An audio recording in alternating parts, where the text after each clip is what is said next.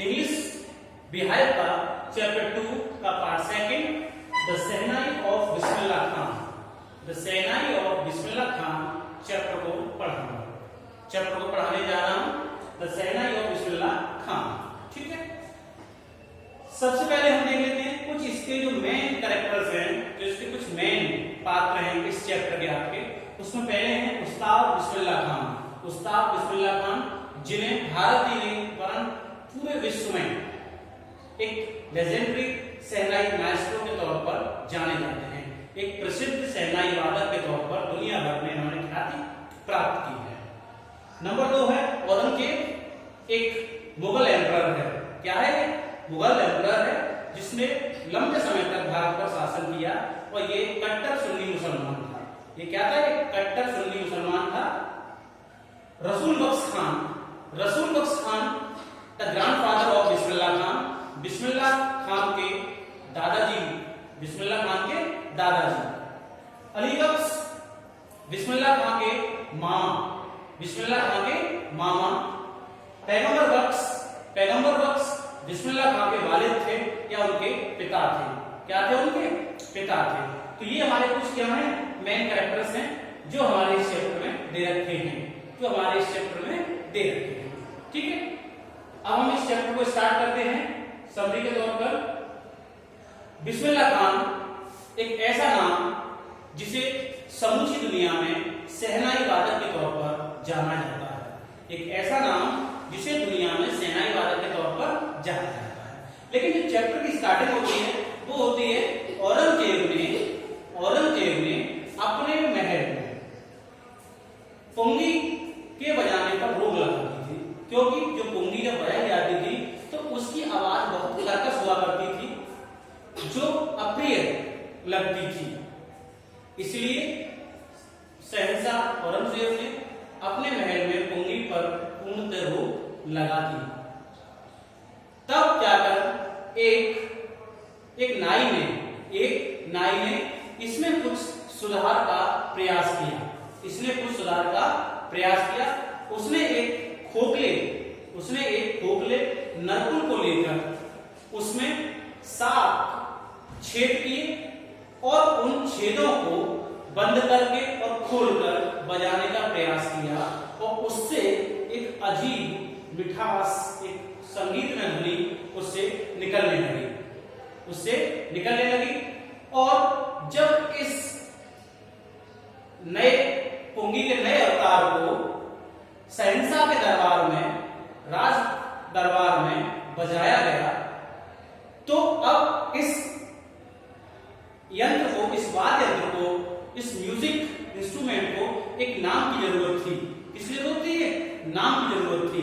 तो इसीलिए क्योंकि ये सबसे पहले शहंशाह के सामने बजाया गया और इसे एक नाई के द्वारा अवतरित किया गया या इसमें सुधार किया गया, तो उसी दिन से इसका नाम पड़ गया शहनाई। अक्सर आप देखते हैं कि शहनाई का प्रयोग अच्छे समय पर या उसी के समय पर, खासकर शादियों के समय में इसको बजाया जाता है जो मन को मोह लेती है। और जब शहनाई की कोई बात आती है तो सबसे पहला नाम भारतवर्ष के अंदर दुनिया में किसका आता है? उस्ताद बिस्मिल्लाह खान था, जिनका जन्म 1916 में हुआ था। 1916 में। क्यों? उनके जो दादा थे रसूल बख्श खान, वे भी डुमराव रियासत में शहनाई वादक ही थे। जब बिस्मिल्लाह खान छोटे थे तो वो बिहार में जो चैता गाया जाता है उसको जब गाया करते थे तो उन्हें डुमराव के महाराज के द्वारा 1.25 किलो का लड्डू उन्हें उपहार स्वरूप दिया जाता था। 1.25 किलो का लड्डू डुमराव रियासत के राजा के द्वारा उन्हें दिया जाता था इनाम के तौर पर। पर यह घटना 80 वर्ष पूर्व की थी। ये घटना कब की थी? 80 वर्ष पूर्व की थी। ठीक है, क्योंकि शहनाई उनके परिवार में शुरुआत से चली आई, एक खानदानी पेशा था। ये क्या था? एक खानदानी पेशा था। इसीलिए इस छोटे से बालक को शुरुआत से ही, बचपन से ही इसमें बहुत ज्यादा रुचि थी और वे अपनी इस रुचि को, अपने इस शौक को आगे भी ले जाना चाहते थे, आगे भी ले जाना चाहते थे। आपको ध्यान होगा, आपको ध्यान रखना चाहिए कि जो शहनाई है उसको विश्व पटल पर दुनिया के सामने लाने का जो श्रेय है वो केवल एक ही व्यक्ति का है, उस्ताद बिस्मिल्लाह खान का, उस्ताद बिस्मिल्लाह खान का।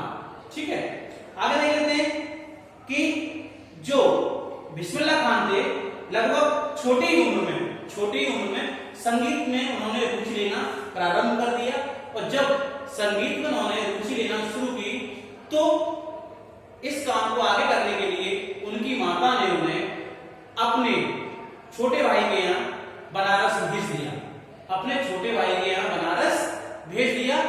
जो अलीबख्श, जो उनके मामा थे, कौन थे? उनके मामा थे।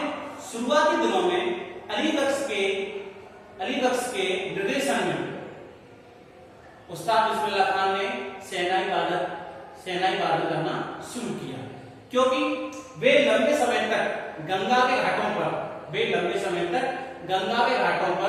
नई सुर बनाते रहते थे। आगे आप देखेंगे इस वाद्य यंत्र को जो प्रेरणा स्वरूप उन्होंने पूरे विश्व में इसको फैलाया, इस वाद्य यंत्र को प्रेरणा स्वरूप उन्होंने इससे पूरे विश्व में फैलाया। वर्ष 1938 में लखनऊ में ऑल इंडिया रेडियो के कार्यक्रम में उस्ताद बिस्मिल्लाह खान को एक बड़ा अवसर मिला शहनाई बजाने का। 1938 में ऑल इंडिया रेडियो के एक कार्यक्रम में उस्ताद बिस्मिल्लाह खान को पहला अवसर मिला, एक बड़ा अवसर मिला शहनाई बजाने का। किसका वाला?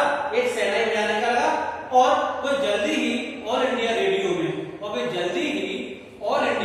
में एक शहनाई वादक के तौर पर गाने लगे या अपनी शहनाई बजाने लगे।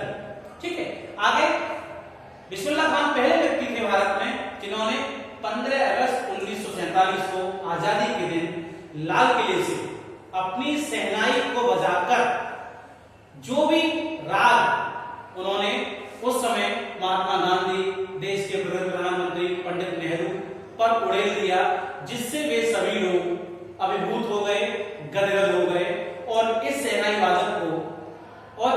वादक की जो कला थी उसको मानने लगे।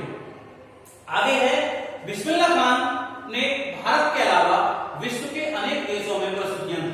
आपके चैप्टर के हिसाब से बिस्मिल्लाह खान ने अफगानिस्तान के जो शाह थे, राजा थे जहीर शाह, उनके यहाँ भी कार्यक्रम दिया।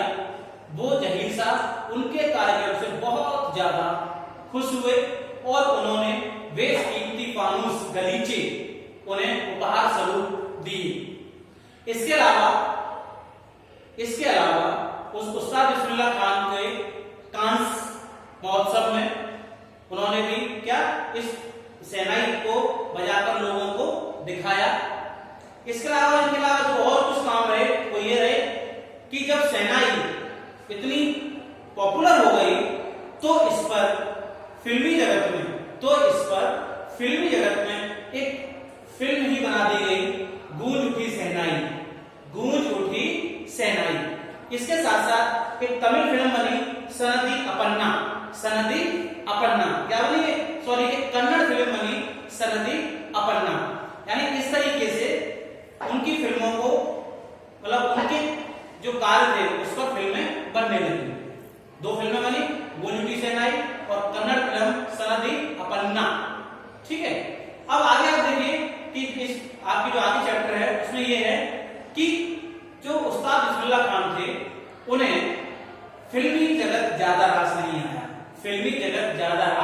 नहीं आया, क्योंकि जब वो जो चकाचौंध थी वो एक सादे व्यक्ति थे, इसलिए उन्हें ज्यादा चकाचौंध अपनी ओर आकर्षित नहीं कर सके। एक बार की बात है, जब उनसे उनके एक शिष्य ने कहा कि आप हमारे अमेरिका में आकर, आप हमारे अमेरिका में आकर एक स्कूल के प्रिंसिपल बन जाइए, डायरेक्टर बन जाइए। तो उन्होंने बड़े ही शालीन तरीके से उनके उस प्रस्ताव को मना कर दिया। उन्होंने कहा क्योंकि जब मैं अपने देश से बाहर होता हूं तो मुझे अपने देश की याद आती है, और जब मैं अपने देश में बंबई में होता हूं तो मुझे अपने बनारस की याद आती है, और जब मैं बनारस में होता हूं तो मुझे डुमराव के मट्ठे का अभाव महसूस होता है। ऐसे शालीन प्रवृत्ति के व्यक्ति थे उस्ताद बिस्मिल्लाह खान, जिन्होंने वर्ल्ड स्तर पर देश को नाम दिलाया, दुनिया में शहनाई को बहुत आगे स्टेज तक पहुंचाया। लेकिन वे काफी सरल व्यक्तित्व के व्यक्ति थे। उन्हें भारत सरकार के द्वारा पद्म भूषण, पद्मश्री, पद्म विभूषण आदि सभी प्रकार के पुरस्कारों से नवाजा गया, और आगे चलकर 2001 में उन्हें भारत का सर्वोच्च जो नागरिक सम्मान है भारत रत्न, भारत का जो सबसे सर्वोच्च सम्मान है भारत रत्न, सन 2001 में उन्हें प्रदान किया गया। सन 2001 में उन्हें प्रदान किया गया। जब उनसे पूछा गया कि आप क्या कहना चाहेंगे, तो उन्होंने एक बात कही कि भारत का जो संगीत है, भारत की जो परंपरा है, जो वाद्य बजाने की कला है, वो बहुत समृद्ध है, और सब लोगों को अपने बच्चों को ये कलाएं सिखानी चाहिए। सब लोगों को अपने बच्चों को ये कलाएं सिखानी चाहिए, क्योंकि जो विदेशी लोग हैं वो भारतीय संगीत को सीखने अपने देश आ रहे हैं या अपने देश आते हैं। तो इस तरीके से उन्होंने इस शहनाई को दुनिया भर में विश्व पटल पर पहुंचाया, और आज भी हम उस्ताद बिस्मिल्लाह खान को एक मशहूर शहनाई वादक के तौर पर जानते हैं। हालांकि वो अब इस दुनिया में नहीं है, लेकिन उनके द्वारा किए गए शहनाई के क्षेत्र में जो कार्य हैं वो जब तक भारत रहेगा उन्हें याद करता रहेगा।